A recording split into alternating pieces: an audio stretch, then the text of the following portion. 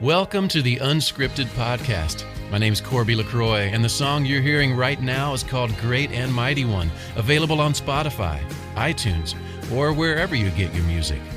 But for now, here's your host and my friend, Aaron Conrad. Great Redeemer, God of grace. All right, everybody, welcome back to Unscripted from my studios, powered by the Spot Athletics. Gosh, I couldn't be more excited about today. My guy is in Israel. It is 8 o'clock at your time. I don't even know what time it is. It's like not 8 o'clock here. So why don't you introduce yourself? Let's just roll. Let's go. Yeah, thank you so much for the time. My name is Tamir Goodman. You may remember me as the Jewish Jordan. And we're going to fill in a lot of that gap after that. I remember you, and we reached out, we got connected, and gosh, I'm so excited today. I watched a YouTube video, a documentary, a 10-minute documentary about your story. I remember because I was a Sports Illustrated guy before magazines weren't cool anymore. Read your story. I followed you on ESPN, and man, you were all that. So let's just start at the beginning. Tell your story. Well, I grew up in Baltimore, Maryland, in an observant Jewish home. I was raised by my parents and my grandmother, who was a Holocaust survivor, and she survived 2 camps. So I was living with a living hero, and I fell in love with basketball. I fell in love with basketball more than an average kid. I just really loved the game, and I was just shooting around in my backyard one day when I was about 8, and I said, I think I want to show the world that you could get a Division I scholarship and play professional basketball without playing on the Sabbath. So for Jewish people, on sundown Friday until sundown Saturday, we can't work, and basketball is considered work. So it's very hard to get a Division I scholarship. It's a lot harder to get a Division I scholarship when telling the coach you can't play from sundown Friday to sundown Saturday. So that was the challenge, but thank God my parents and my family supported me, and I had a great coach and great love of the game. And by the time I was 17, I was ranked the 25th best player in the country. Most college Division I teams play on like a Monday, Tuesday, Wednesday, and then Saturday or Sunday, right?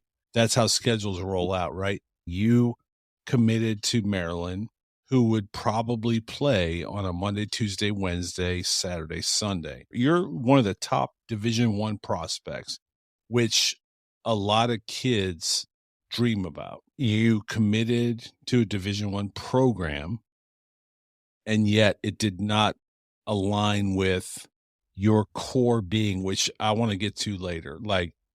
And honestly, let's just set the stage. Your core being is everything to you. Social media wasn't a thing yet, but if it was, you'd have been all over the place on that, right? On social media. So let's just start at the beginning. Division I prospect, Division I opportunity. Let's go there. I was so excited all those years from age 8, 9, working with my coach, doing everything possible to get to that point. And I remember the first time my coach took me to meet a Division I coach. Yeah. I was so excited for that moment. And the coach looked at me. I had my kippah on and my ritual strings, and I did not look like a basketball player at all. And my high school coach said, "Hey, coach, this is Tamir Goodman. You know, he's probably going to be a Division I player one day. Wanted to introduce you." And the Division I coach wouldn't even shake my hand.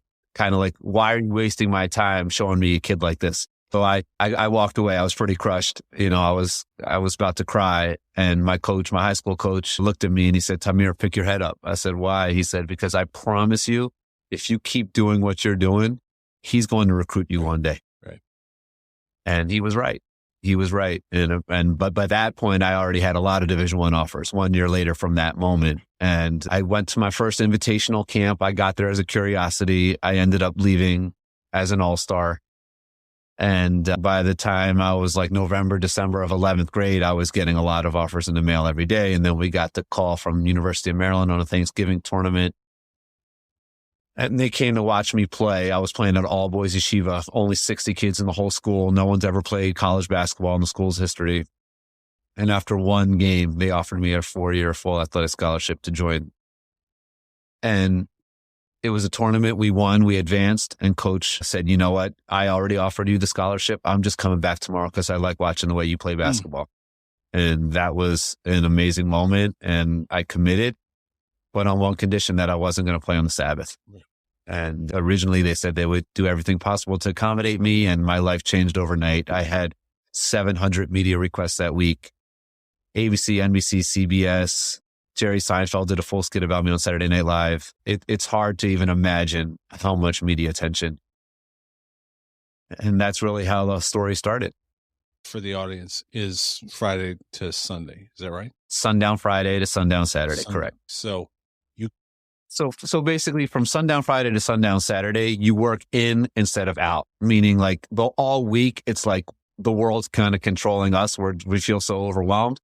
And for Jewish people, we just take a break and say, you know what, for this time, we're going to work on our inner selves. What's our purpose in this world? We're going to have dinner with our family with no phones, no TV, no distractions, talk to each other, share time with our loved ones, share time with God, focus on why we're here, what we need to get better about, how we could refine ourselves, and kind of recharge for the whole week so that, we could kind of put ourselves in a situation to succeed where society's not dictating, what we can or cannot accomplish. We're not overwhelmed. We know who we are. We have our core base. We know how we need to react from every situation. We know what our intentions need to be.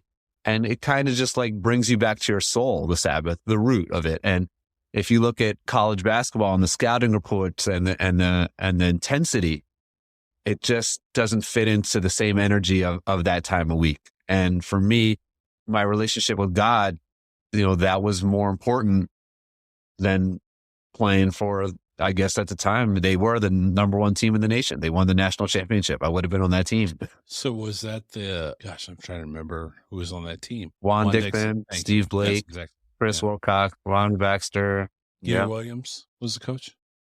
Coach Williams, coach. Yep. I would have been the team I would have been on. AAU plays primarily on weekend, right? Was AAU a thing when you were playing?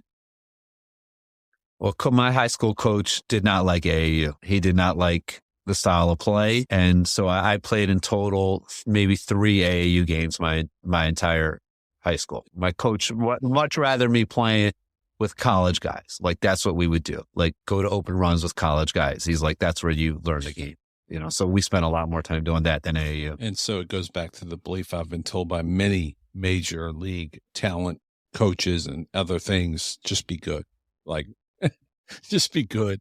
Oh, yeah. Especially basketball. In the basketball community, things spread quickly. If you're good enough, they'll find you. That's what my coach always used to tell me. If you're good enough, you just focus on being good, they'll find you. And so there's a lot of parents paying a lot of money to a lot of different places. And at the end of the day, if you're good, they'll find you. Where do you believe it started for you? Your steadfast, I'm not going to move. I will not change who I am at my core in my belief. Right. So like I said, I grew up with a Holocaust survivor. My grandmother survived 2 concentration camps. Her parents were burnt in front of her at Auschwitz. When they came over, whether immigrants came over to America or to Israel, they were half dead. They lost their entire families. They were lone survivors with no money, no food, nothing at all. And they would just get little jobs. And on Friday, they would tell the boss or their owner of the company, wherever they were, I can't work on the Sabbath. And they would get fired and they would have to find a new job on Sunday or Monday. That's how Holocaust survivors eventually built themselves up. So growing up with somebody like that in your home, I just wanted to honor her and respect her. And if that's the self-sacrifice they went through for faith, I wasn't going to be playing basketball on that day, and also my father, I believe my father, bless his memory, was the first Jewish lawyer to wear his kippah in court. One day when I was sick, my mother was at work and they had no choice but to take me to court with him. And I just remember sitting in the back of the courtroom. I was a young kid and the judge wanted to say something to my father. So he called him up and I was in the back of the courtroom and just seeing my father walk up to the judge and the judge was whispering something to him, but I saw my dad was wearing his yarmulke, his kippah, and he was the only person there wearing a yarmulke and a kippah. And I just said, you know what, I want to be like my father when I grow up. I want to be someone who knows who they are and they have a strong identity, and like everyone respects my father, and like it's much easier to be nicer to people when you know who you are. And that's how I wanted to be. So between my family, I think that's where it really started. I'm so interested in this entire conversation and you, because we live in a Kardashian world. We live in a world of TikToks and Instagram stories and like social media, right? And I think we're influenced by people that may or may not be in our best interest. And so that's why I'm so interested in your story, because, and I was interested back in the day. I don't know, anybody watching this, listening to this right now is probably remembers you, right? Like, cause we didn't have all the social media we have. We had Sports Illustrated and maybe ESPN and all the places you said you were mentioned. We remember you, but now I feel like society and our kids especially, and we'll talk about your kids later, but we're very much influenced by the Kardashians. We're influenced by the things, the 15 seconds we see on social media. Do you think that's lost in our society today? Well, Aaron, listen, we're bombarded by so many reports, Instagram, news feeds, everything, that it just doesn't penetrate our soul and our mind the same way. Right.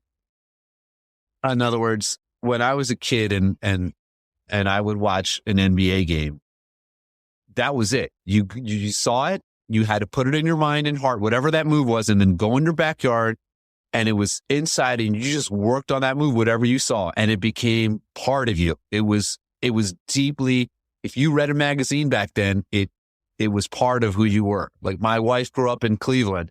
She would go to bed at night as a young girl listening to the Cavs games on the radio, and it penetrated her till today, her core. It meant more back then because it was less. Things were more meaningful.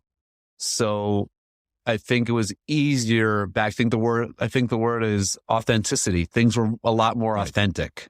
And when things are authentic, truth lasts much longer. It stays with you more. So I realized that like this was the core. If you have a strong core and identity of who you are, you can reach your dreams and also help and inspire other people, because if you have a healthy self-confidence, you don't have to ever be negative to other people. You don't need to make fun of other people. You don't need to be jealous. Like in Judaism, we always talk, make decisions from your godly side of your soul, which is, the side that's optimistic and positive. And, the negative side of your soul is, jealous and negativity and not positive thoughts. So, I had that growing up, and that's why like whenever I had to make a pivot, everything ended up being okay, and I was, a lot of challenges came along with all this media attention, and I had to transfer high schools for a second. For example, just my senior year, I ended up transferring to a Christian school, a predominantly African-American Christian school, but they were Seventh-day Adventists.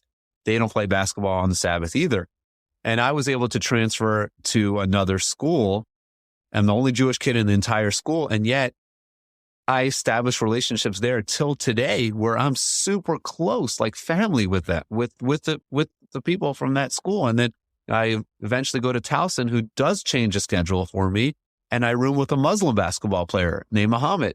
Until today, Muhammad and I are super close. So, a lot of things that you mentioned the world today may bring like contradictions or struggles or challenges. If we have a strong identity, it lets us like rise above a lot of the negative things that are influencing the world today, in my opinion.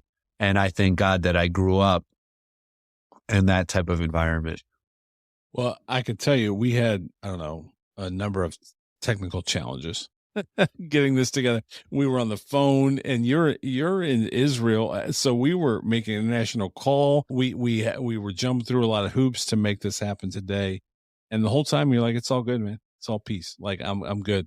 Whatever you need. And gosh, man, we live in a world where we get really upset if our Starbucks isn't what we ordered. You have been a pillar in your faith since high school. And even at a time when it might have cost you what other people have chased their entire life, you stood steadfast. I just have so much respect for you, man. I can't say it enough. Thank you. Well, sometimes faith gets a negative reputation. And for me, it was the opposite. Because like if you play, for example, basketball, if you play for a higher purpose, right? It's not a negative, it's a positive. Because if you play well and things are going well, if you're a regular player, you might want to take day off or 2 days off and say, you know what, I'm good. This is good. But if you're playing for a higher purpose, you're like, no, this isn't about me. This is about something bigger than myself. I got to get back in the gym. There's so much more to accomplish. And then if something's negative and you mess up and things aren't going well, and I've had a lot of that, you got to pick yourself up quickly because it's not about you. There's something bigger here. It's bigger than my own ego. I can't make myself a victim and feel bad for myself. I got to pick myself up. So when you have faith, you're constantly moving forward. Doesn't matter what's going on. So that's why I say it's like a positive thing. It's not a negative thing. People say, oh, if you would have just played on the Sabbath, you would have had a national championship ring. Right. That's true. That's true. That is true. But yet the ring is switched every single year. Every year there's someone else crowned champion, and they're great. And it's an incredible thing. But faith is timeless. It's infinite. You're attaching yourself to an energy that's above the constraints of this world. It's an energy that's everlasting, and to me, that is more important. That energy is more important than a goal that's falls under the confines of time and space type of thing. And it's kind of right now. So, to me, it's always been a positive, not a negative. And again, I go back to the same thing, the pillars of who you are, which so many kids today don't.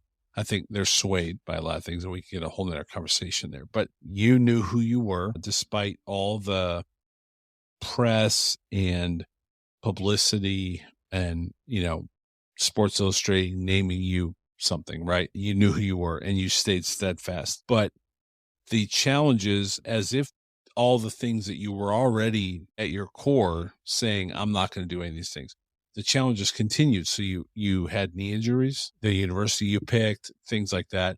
And so it's almost like these waves kept coming in your life. Like, okay, that's a big wave. I weathered it. Here's another one. Here's another one. And basketball was your life outside of your faith. Like your faith is your core. And then there was that next layer, which was basketball. Can you just talk a little bit about that? Unpack like that journey for you? Well, yeah, it's the same thing. Basketball and faith to me were always one. Okay. My father, blessed memory, never, ever said one thing to me about basketball. I was fortunate enough to play in high school, college, and professionally. He never said to me, should have got back on defense. You should have made a pass right there. You should have shot that shot. Never. He came to every game he could, and he never mentioned one thing. The only thing my father ever told me was when I was about 9 years old, I hit a game-winning shot. It was a Sunday afternoon at a local rec league. And back in the 90s, there was this thing called raising the roof. When, you thought so I hit the game-winning shot and I raised the roof. And my dad gave me a hug, and we got in the car. He was just about to drive out of the parking lot, and he looked at me in the rearview mirror and he said, you know what, Tamir, I'm proud of you. You hit the game-winning shot. But the way you reacted after the game-winning shot was not appropriate. Wow. You must always practice humility and know that God gave you basketball. And that was the only thing he ever mentioned to me about basketball in my entire life, period. Wow. Ever. If I had to say something, he would listen, but he never commented on basketball. It was the only thing he ever said. Fast forward, I had a unforgettable freshman season at Towson, made history, able to play on a Division I scholarship without playing on the Sabbath. And unfortunately, I win the coach's award my freshman year. Unfortunately, my coach gets fired. New coach comes in, makes it impossible for me to stay there, assaults me in the locker room. And I got to pick myself up. It wasn't easy. I got to pick myself up. I get the call from Israel. You want to come over here to Israel? I've signed with Maccabi Tel Aviv, Coach David Blatt, who coached the Cavs. Yeah. he brings me over to Israel. I have a 3-year contract. I have 3 NBA guys, future NBA guys on my team. Everything's great. Then my agent calls me up and he says, "You've been traded." And I lost a lot of money, and on paper, it looked like the worst thing that could have ever happened to me. I get to the new team. I get a phone call from a local hospital that's right near the arena. "Hey, there's these kids in the hospital. They read about you coming from America. Can you come visit the kids?" I said, "Sure, I'd love to." The lady that's arranging it, she says, "Well, do you mind if I bring my friend along?" I said, "No." I meet her friend. She says, "Hey, I'm also 20 years old, and I moved to Israel." I said, "Yeah. Where'd you come from?" She said, "I came from Cleveland." I said, "Great." She's like, "Well, I had all these athletic scholarship opportunities to compete in college in America, but I didn't want to compete on the Sabbath. So I gave the scholarships back and I moved to Israel to volunteer and study." And I said, "You know what? We have the same story. Is there any way we could get married?" And she said, "Yes." And 2 weeks later, we got engaged. And thank God now we have 5 kids. And that meeting my wife is the greatest blessing of my life. Okay. And again, do we want to tap into the finite energy in our life, or do we want to tap into the infinite energy in our life? And yes, it was hard to go through that at Towson. I wanted to play 4 years of college basketball. Yes, I wanted to play for Maccabi Tel Aviv and David Blatt and win a European championship. I would have been on that team too. But those are finite things. Infinite things are like things like love. That's the attribute of godliness. You can never love someone too much. Love always moves forward. So I lost all that, but meeting my wife was so much greater than all of that, so it all, when you zoom out and almost look at things the way God sees it, you realize how blessed we are and how perfectly everything falls into place. Yes, it hurt when the coach assaulted me, but if he wouldn't have assaulted me, I wouldn't have grown. I wouldn't have grown athletically. It strengthened me so much more, prepared me for losing my knee. It made me much stronger and ultimately brought me to meeting my wife. So it falls back to that same pattern of, how do we see things? How do we view things? Am I just a victim? Is there no divine providence? Am I just here to struggle? Am I just here to get hit over the head? Or am I constantly growing? Am I constantly moving forward? Am I constantly reaching my inner potential and what God believes in me and why God brought me to this world? It's up to us to see how we view it. Wow. You're incredible, man. It's very ironic to me that today is March 1st. And 2 years ago today, I was driving to my first day at a brand new job. I left a situation that was very toxic for me. I was on my way to a brand new job, and I heard a song on a Christian radio station, which I never listened to. But anyway, that led me to a friend who's now become a partner in our business.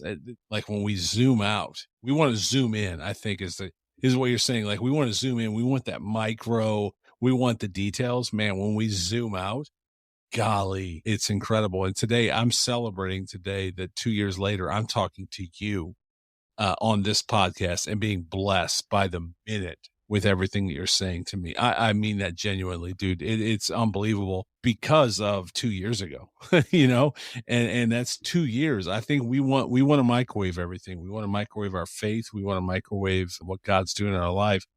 And sometimes it doesn't work that way. What incredible story that you're living. It's like, seriously, what you just said is so blessed. I hope people listening are blessed like I am right now, hearing your story, man. It's amazing. Well, thank you. I'm glad to be connected and a big fan of your work, and it's an honor.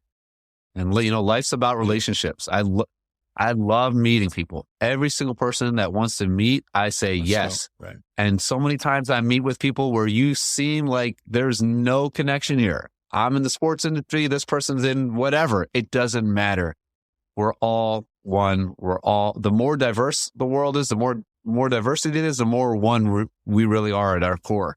And I'm just glad to meet you, and I love your work. Thank you so much. All right, so let's talk about next, right? So you meet your wife, you have your kids. What's going on in your life right now? Where is the Jewish Jordan today? So I'm in Jerusalem. We live walking distance to the wall. Everybody's welcome to come visit us, and we'll take you to the wall. I live with my wife and 5 children here in Jerusalem. I invented the first ever antimicrobial and moisture-wicking basketball net called the Aviv Net.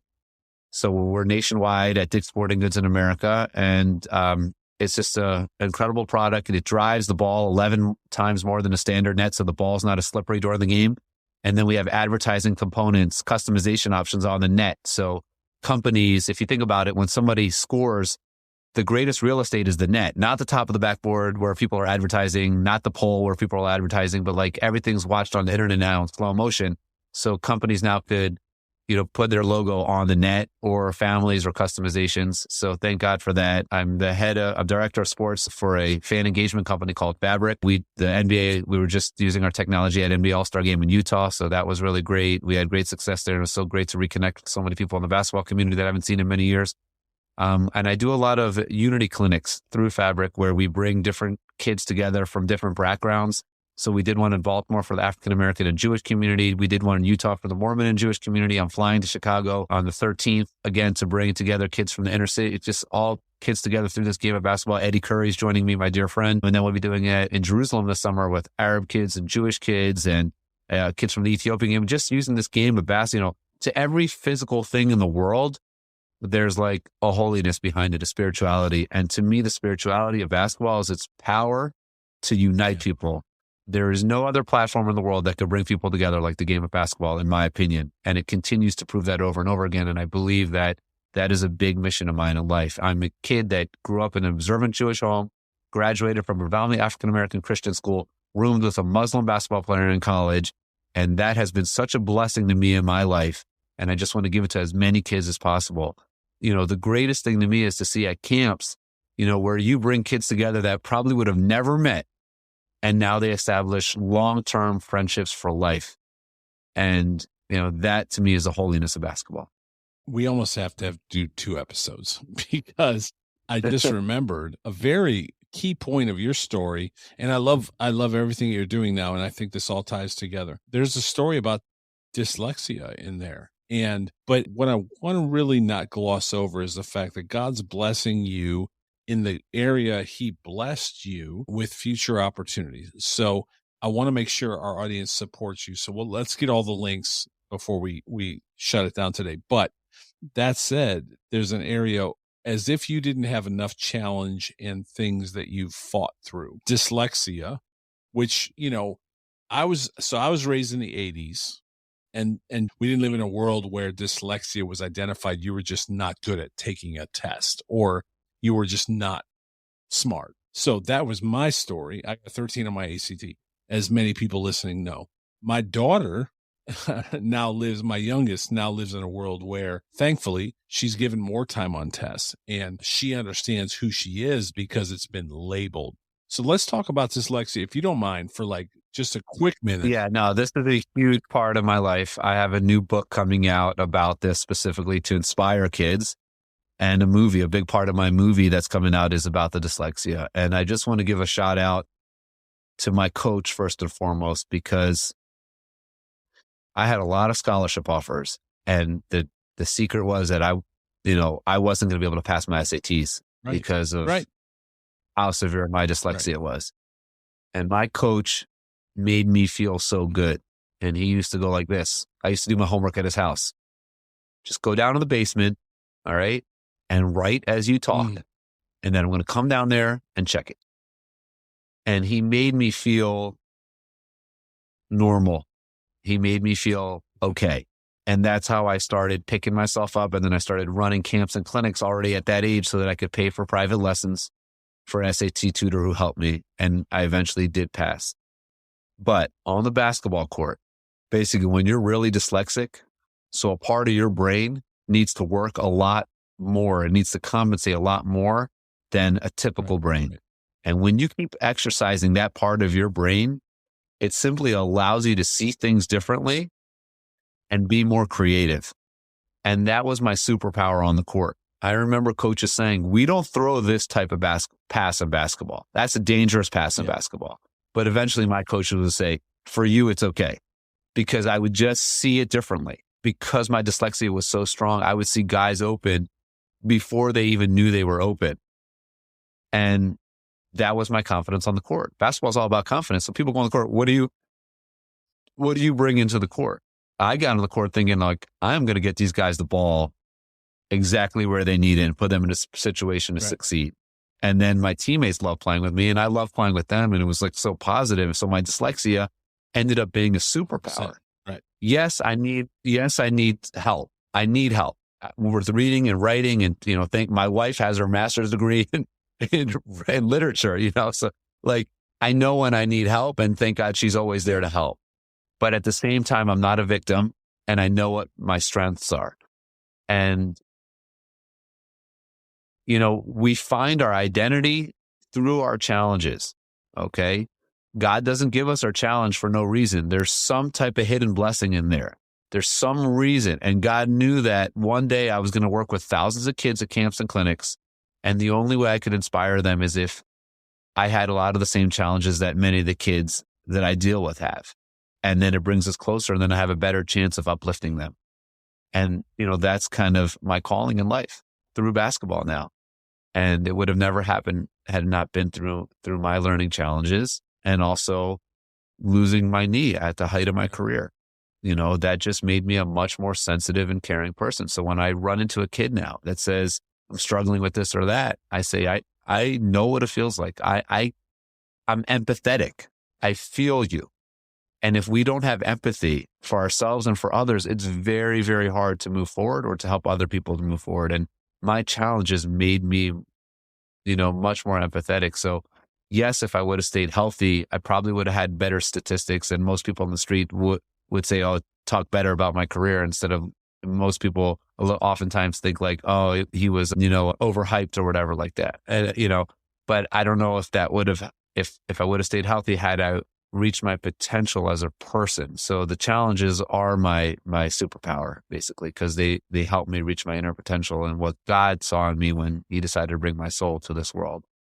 And everything I do comes from that energy now. So all the products, the movie, the clinic, all this comes from this energy of hopefully trying to live out my potential and thereby helping as many people as possible.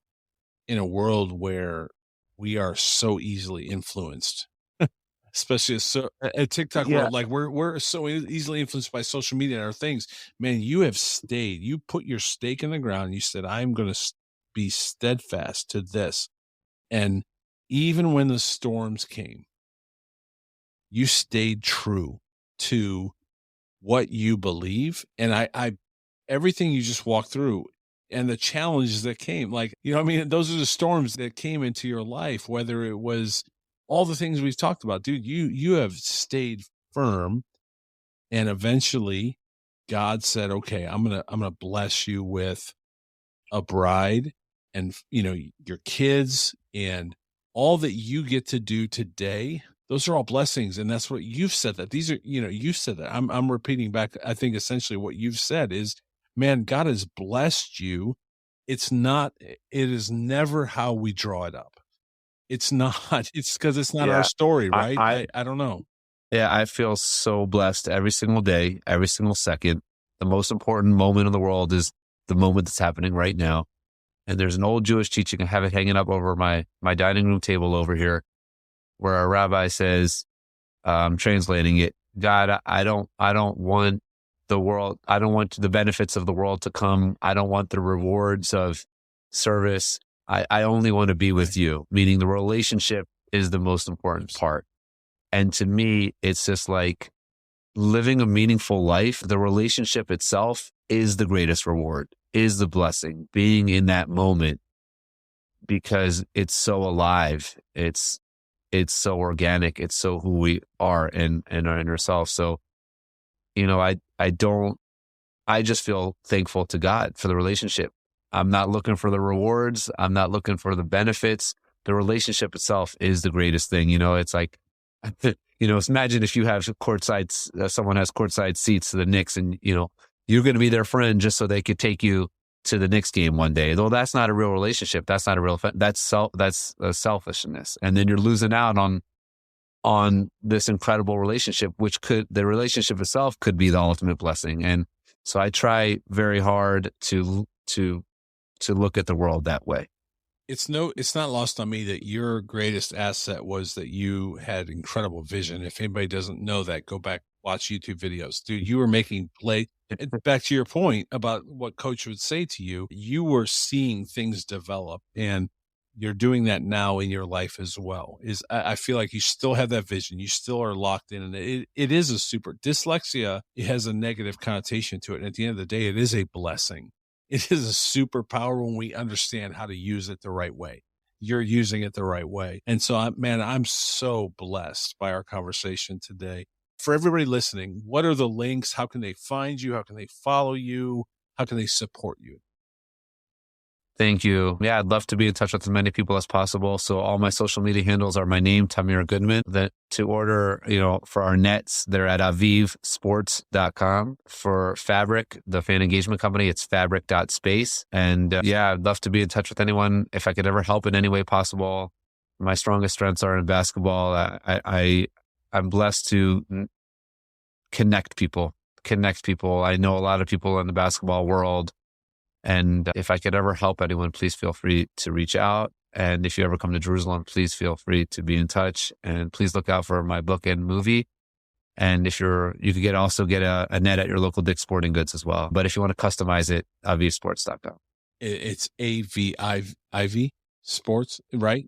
Yeah, Aviv in Hebrew means like spring or refresh or renewal, because we've updated every other part of the game. Like, technology's taken over every part of the floor is different, the hoop's different, everything is like performance enhancing. Like no one would wear a standard cotton t-shirt, a serious player, to go train anymore. It's performance enhancing gear, dry fit, moisture rigging. So everything's been updated except for the net. It's been the same old nylon net. So, why don't we have a net that's going to help you play better, keep you safer, and allow for customizations. So we're very excited about it and thankful for all the coaches and teams that have been part of our net so far. Well, and backyards. If this podcast has blessed you today, it's blessed me. I hope I have a feeling anyone that's really listened, I hope it's blessed them as well. And it should have, because it's an incredible story. Your journey is incredible. And so let's support as best we can, whether it's buying a net for your hoop in your driveway or your local high school or wherever. I don't know where this podcast lands. That's not up to me. That's up to God. And I'll tell you that one of the greatest quotes I've ever heard is a former boss of mine used to say, I control the inputs and God controls the outcome. You've made inputs in your entire life, man. You put in the work in the gym. You took all the shots, you've taken the fire, you've had injuries, and yet you continue to make the inputs. And God, he already has all the things you've mentioned, man. He's controlling the outcomes. And so I want nothing more for you, my friend. Gosh, this has been an incredible time for me. What a blessing to meet you and spend time with you. Yeah, thank you. God bless you and your family and all the listeners. How big is the couch at your house? Because I'm probably going to come visit you. Because you're more than welcome. More than welcome. We'll even have a bed for you. Yeah, all right. So we already talked. Yeah, man, I'm coming. That's the bucket list for me. I'd love to just and have you take me on the tour and understand the history of where you live and your passion for the space and everything. Anyway, all right, we'll talk offline, man. We'd love to. Our camp's at the YMCA in Jerusalem, and it's in the heart of Jerusalem and walking distance from the wall. Wow.